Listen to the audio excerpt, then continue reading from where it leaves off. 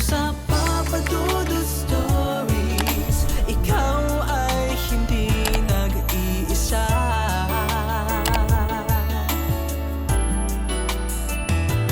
Dito sa Papa Dudut Stories, may nagmamahal sa'yo. Papa Dudut Stories, Papa Dudut Papa Dudut. Sa lahat po ng mga nakatutok ngayon, huwag pong kalimutan mag-like, mag-share at mag-subscribe. Maraming salamat po sa inyong lahat.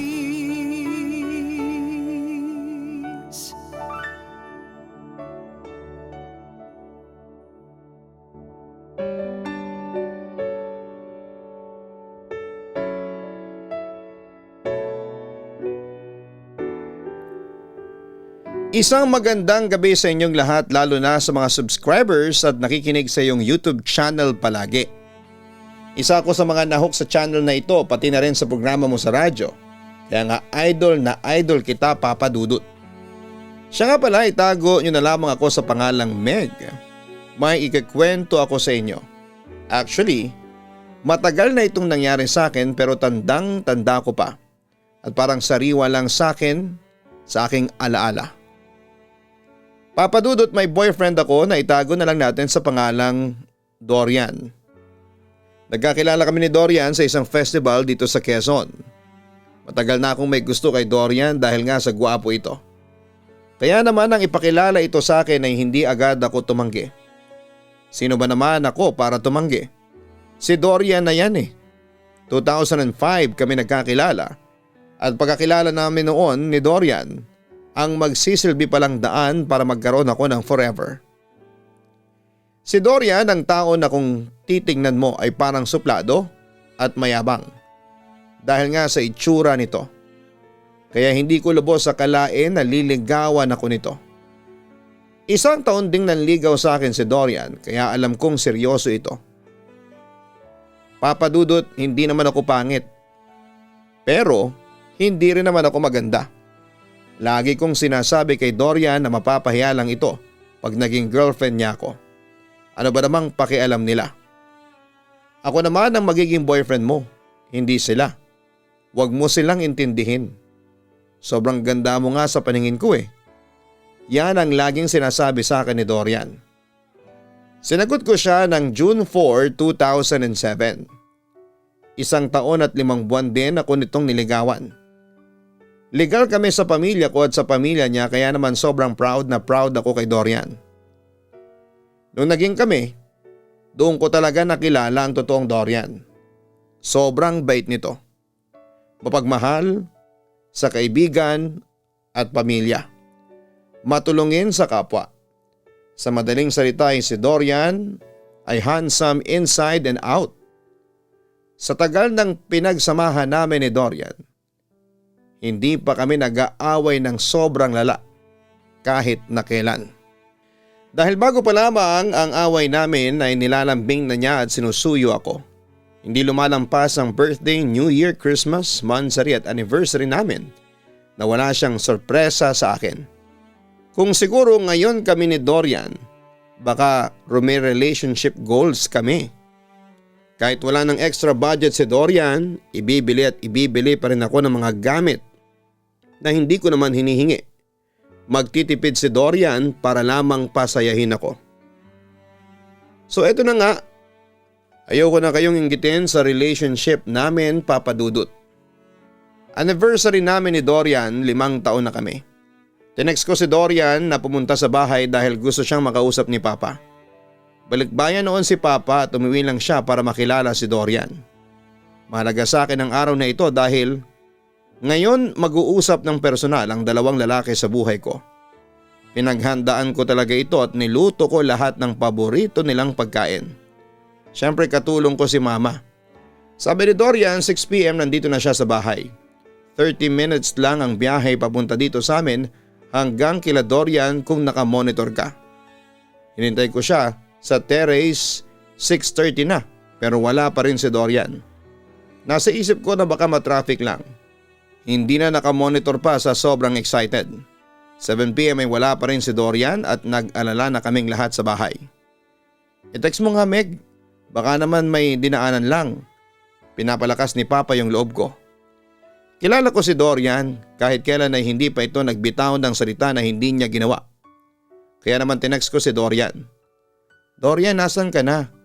Mag-text ka naman. Nag-aalala na sa'yo sila Papa. Pero hindi siya nag-reply. Ilang beses ko na itong tinawagan pero hindi ito sumasagot. Ma, tawagan mo nga si Mama Amelia. 9:00 na wala pa rin si Dorian eh. Sabi ko kay Mama nang hindi na ako mapakali. Sobra na ang pag-aalala ko. 3 oras nang hindi nagpapakita si Dorian. Pati text ay hindi magawa. Kanina pa daw manis si Dorian anak. Pupunta na rito ang pamilya niya. Akala nila ay nandito na si Dorian. Napasarap lang ng kwentuhan sa papa mo. Sagot ni Mama sa akin. Doon na ako umiyak ng umiyak. Ewan ko pero hindi na talaga ako mapakali noong mga sandaling yon. May instinct na ako na may nangyaring masama sa kasintahan ko. Samantala tinawagan ko rin lahat ng kaibigan ni Dorian at ilang kaklase. Baka mamaya ay nandun lang si Dorian. Pero lahat sila ay iisa lang ang sagot. Hindi pa daw nila nakikita si Dorian ng araw na yon. Nang dumating ang pamilya ni Dorian ay nagpasya na sila, Papa, na hanapin si Dorian. Si Mama ay pilit pa rin akong pinapakalma. Ang mama ni Dorian iyak na rin. Inabot na sila Papa ng umaga pero hindi pa rin nila nakikita si Dorian. Nang makaabot ang 24 hours na nawawala si Dorian, lumapit na kami sa pulis. Halos tulala na ako. Iniisip kong nasaan si Dorian at lagi kong hawak ang cellphone ko kasi baka mamaya ay mag-text na yon. Ilang text ang dumating sa akin, lahat sila ay nag-aalala. Tumutulong maghanap kay Dorian. Nagbabasa lang ako ng mga text doon nang mag-text si Dorian. Meg, bakit wala naman yung papa mo sa inyo nung nagpunta ako? Wala ding tao sa inyo. Meg, hindi ako makauwi. Hindi ko mahanap yung daan. Yun ang nakalagay sa text ni Dorian. Nagsisigaw ako. Sabi ko kay Mama nag-text na si Dorian. Halos magkatalon na rin ako sa tuwa. Nung si Mama na ang tumingin sa cellphone ko ay wala daw siyang makitang text. Nakipagtalo pa ako kay Mama noon. Ang sabi ni Mama ay sobra ko lang daw iniisip si Dorian. Lumipas sa mga buwan ay wala pa ring Dorian. Halos lahat kami ay pinanghinaan ng loob. Doon na rin ako tumira kina Dorian para pag may balita ay malaman ko kagad. Hanggang ang buwan ay lumipas ng taon. 1 taon na ay wala pa ring Dorian ang nagpapakita.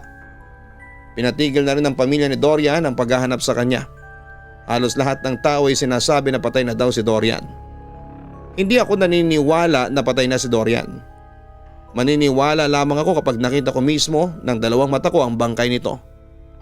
6 na taon na dapat kami noon. Pero wala akong isosurpresang Dorian dahil nga sa hindi ito nagpapakita. Naguhugas ako noon ng pinagkainan namin. Ang bahay nila Dorian ay may bintana na nakaharap sa puno ng mangga na madalas ipagyabang sa akin ni Dorian. Siya daw kasi ang nagtanim noon. Malayo ang bahay nila Dorian sa puno ng mangga. Pero alam na alam ko na si Dorian ang sumilip sa likod ng puno. Halos magkatalon ako. 1 taon din itong nawala. Gusto ko silang lahat sigawan kasi pinanghinaan sila ng loob para hanapin si Dorian. Mama Amelia, si Dorian, nasa labas. Pinaalam ko kaagad kina Mama Amelia na bumalik na si Dorian bago ako nagkatakbo sa labas. Nakatingin lang si Dorian at hindi ito nagsasalita. Hindi ko alam kung anong sasabihin ko kay Dorian kaya niyakap ko na lamang ito. Sobrang lamig ng balat ni Dorian. Bakit ang lamig mo? Saan ka ba galing ha? Ang sabi ko. Malamig kasi sa pinuntahan ko. Yun lang ang sabi ni Dorian. Biniro ko pa ito pero hindi ito tumawa. Walang ekspresyon ang mukha ni Dorian. O ano, bakit ganyan ka? Huwag mong sabihin sa akin na may babae ka na ha? Pagbibiro pa nito. Samantala inaya ako nito na pumasok sa bahay nila. Pero tinanggihan ako ni Dorian. Uy, natatakot ka ba na mapagalitan ka? Nag-aalala nga sila sa iyo eh. Lahat kami hindi galit sa iyo, promise. Sabi ko para lumakas ang loob ni Dorian. Sigaw na sigaw sa akin si Mama Amelia. Ano daw ang ginagawa ko doon? Ang sabi ko ay nandun si Dorian. Nagtago nung pagdating na si Mama Amelia. Sinigawan ko pa si Dorian na lumabas na. Wala namang galit sa kanya. Pinagalitan ako ni Mama Amelia. Hindi na babalik kahit kailan si Dorian, aniya. Inaway ko si Mama Amelia. Ang sabi ko, kaya natatakot lumabas si Dorian kasi sigaw siya ng sigaw. Nang gabing yun ay pinasundo nila ako kay Mama. Maganda daw na sa bahay daw muna ako para mas mabantayan ako. Iyak ako ng iyak, ayaw kong umalis doon. Kasi alam kong babalik si Dorian. Pinayuhan pa ni Mama Amelia si Mama na ipatingin ako sa mental. Baka daw kasi na-trauma ako. Noong nalaman yun ni Papa ay galit na galit si Papa. Bakit daw ipapamental agad ako? Umuwi daw kami ng Quezon at sumama sa pinsan ni Papa sa albularyo. Sumunod si Mama sa utos ni Papa. Pinatingnan nila ako sa albularyo. Ang sabi ng albularyo ay may kaluluwa daw na nagbabantay sa akin at gusto akong makausap. Kung anumang langis ang ipinahid sa akin ng albularyo para daw pumasok sa panaginip ko yung kaluluwa. Sabi ni Mama baka siya na yan. Pinagdiinan ko pa rin na hindi si Dorian yon. Sinabi ko din kay Mama na nakita ko na si Dorian. Hindi si Mama nagsalita ng oras na yon. Dahil nga sa Quezon pa kami uuwi, pinasya na lamang namin ni Mama na huwag na, sa bahay na lang ng pinsan ni Papa matulog. Nang makarating kami sa bahay ni Tito ay pakiramdam ko na naubos ang lakas ko. Hindi ako makatayo at parang gulaman ang binti ko. Malamig nung mga panahong yon pero ang pakiramdam ko ay sobrang init. Sa sama ng pakiramdam ko, alas 7 pa lamang ng gabi ay tulog na ako. Mga bandang alas 2 ng madaling araw ay nagising ako. Si Dorian agad ang una kong nakita. Sinanyasan ako nito na huwag daw akong maingay. Meg, may ipapakita ko sa iyo, sabi niya sa akin. Hindi ako nag-alanga na sumama kay Dorian. Sobrang tuwa ko na nakita ko na ulit at nahahawakan si Dorian. Dorian, huwag ka nang aalis ha. Baka matuluyan na akong mamental niyan, ang sabi ko kay Dorian. Hindi nagsasalita si Dorian, lakad lamang ito ng lakad. Sumunod lamang ako sa kanya at nagkukwento. Tumigil kami sa isang sagingan, tabi lang ito ng kalsada. Malapit ito sa bahay namin. Hindi ko alam kung paano kami nakarating noon ni Dorian. Ang alam ko ay nasa Cavite ako. Anong ginagawa naman natin dito ha? Alam mo bang madaming masasamang tao dito kasi walang bahay dito? Takot talaga akong dumaan sa lugar na yun. Bukod sa walang masyadong bahay, may usap-usapan daw na maraming nagpapakita dito. At isa dito ang nambibiktima ng masasamang loob dahil nga wala kang mahihinga ng tulong dito. Tara na, sabi ni Dorian. Ano ka ba? Umuwi na tayo. Ayoko na dito. Kahit anong tanggi ko noon kay Dorian, para may sariling utak ang isip ko. Sumusunod pa rin ako dito. Tumigil kami sa tapat ng dalawang nakatumbang saging. May mga tuyong dahon ng saging na nakalapat sa lupa. Tanggalin mo. Tinuturo sa akin ni Dorian ang mga dahon ng saging. Kahit gusto kong tumanggi, sumunod pa rin ako. Paglapit ko ay may naamoy na agad akong mabaho. Pagtanggal ko sa isang dahon ay tumambad sa akin ng isang naaagnas na paa. Hindi ko maintindihan sa dilim ng lugar. Maliwanag na nakikita ko ang paa. Dorian? Gustong gusto ko nang sumigaw. Gusto kong tumakbo. Hawakan mo ko, Meg. Tinuro ni Dorian ang katawan ng nasa ilalim ng dahon ng saging. Sinigawan ko si Dorian. Sabi ko, hindi siya yon. Magkasama kami kaya paanong naging siya yon? Nagtapang-tapangan akong hawakan yung paa. Meg, bigyan mo ako ng hustisya. Pagkatapos sabihin ni Dorian yon, ay may imaheng pumasok sa isipan ko. Pakiramdam ko ay nandun din ako sa pangyayari. Kita ko si Dorian nagdadrive ng motor. Tapos may 4 na lalaki, yung isa nasa kaliwa ng kalsada, yung isa naman ay nasa kanan. May nilagay sila sa kalsada. Hindi ko alam kung ano yon. Pagtapat ni Dorian sa kalsadang yun ay nasemplang si Dorian. Ang daming dugo sa ulo ni Dorian. Para ding nabali ang paa ni Dorian. Gusto kong lapitan at iyakapin si Dorian pero hindi ako makagalaw. Iyak lamang ako ng iyak. Yun lamang ang kaya kong gawin. Lumapit kay Dorian yung 4 na lalaki. Nag-uusap-usap sila pero hindi ko marinig. May namumukhaan ako sa kanila. Hindi ko alam ang pangalan nito. Ang tanda ko, ito yung tricycle driver na kaibigan ni Dorian.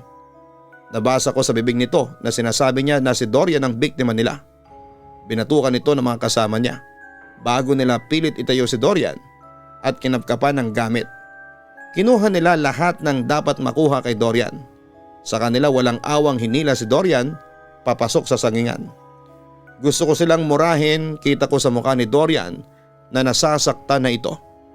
Tumigil sila doon sa lugar ng pinagdalahan sa akin ni Dorian.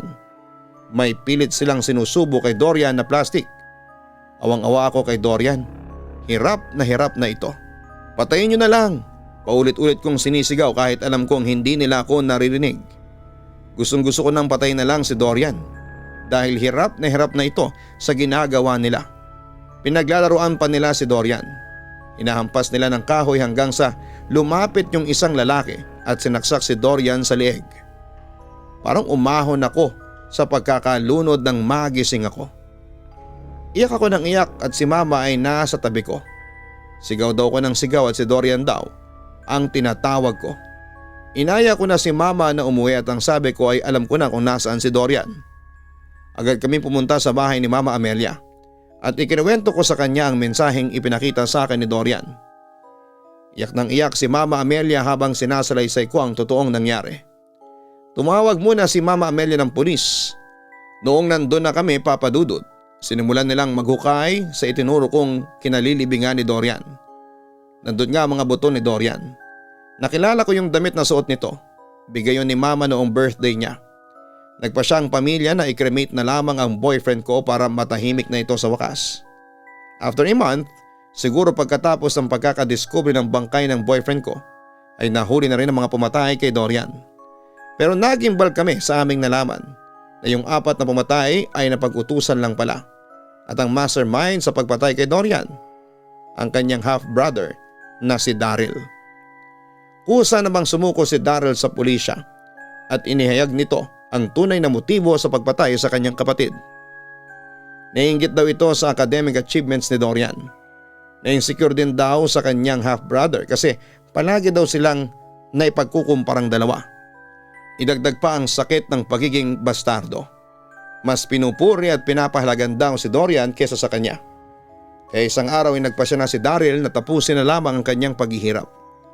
He wanted to be the best at magagawa lamang niya yun kapag napatay na niya ang kapatid.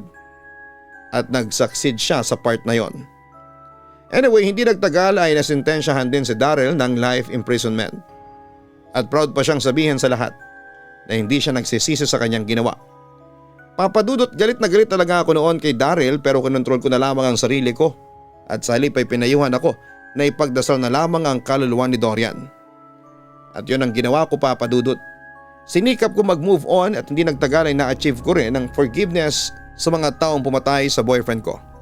Sa ngayon ay masaya na ako sa aking buhay kasama ang pamilya ko at ang pamilya ni Dorian. Yes, tuloy pa rin ang friendship namin ni Mama Amelia.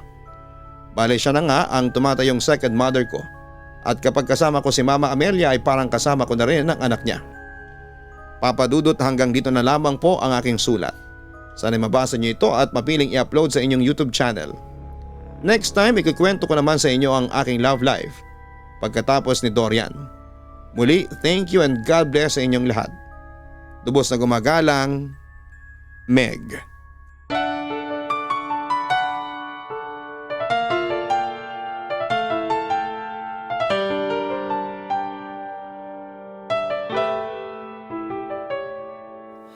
Ang buhay ay mahiwaga, laging may lungkot at saya. Sa Papadudot Stories, laging may karamay ka.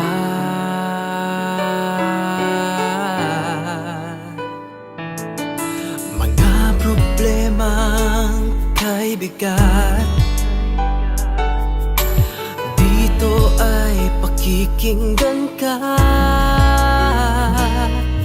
Sa Papadudot Stories, kami ay iyong kasama. Dito sa Papa Dudut Stories, ikaw ay hindi nag-iisa.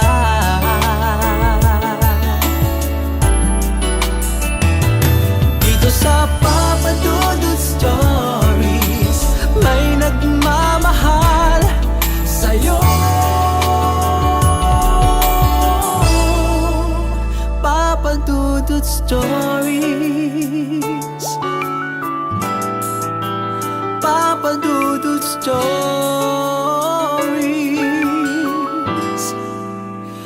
Papa Dudut Stories.